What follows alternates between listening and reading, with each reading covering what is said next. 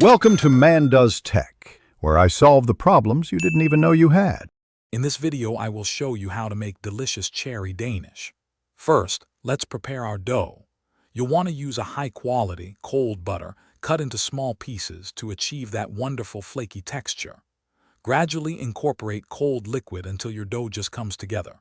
Remember, a well-chilled dough is key for easy handling and perfect layers. We'll chill it for at least 30 minutes before moving on to the next step, ensuring a delightful pastry.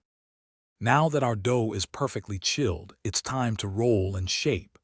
Aim for a rectangle about 1/4 inch thick. Then, cut your dough into 4 by 4 inch squares, which are ideal for individual danishes. For the star of the show, our cherry filling, combine pitted cherries with a touch of sugar and a thickener like cornstarch. Place a generous spoonful right in the center of each dough square, ready for folding. With the cherry filling in place, let's give our danishes their classic shape. Take each dough square and fold the 4 corners towards the center, gently pressing them down to secure the filling.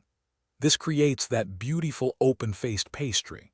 Arrange them on a parchment-lined baking sheet, leaving a little space between each. Now, let them proof in a warm spot for about 30 to 45 minutes, allowing the dough to rise slightly and become airy. Finally, it's time to bake these beauties. Preheat your oven to 375 degrees Fahrenheit. Bake the danishes for about 15 to 20 minutes, or until they're beautifully golden brown and wonderfully puffed. Once they've cooled slightly, prepare a simple glaze with powdered sugar and a splash of milk or lemon juice.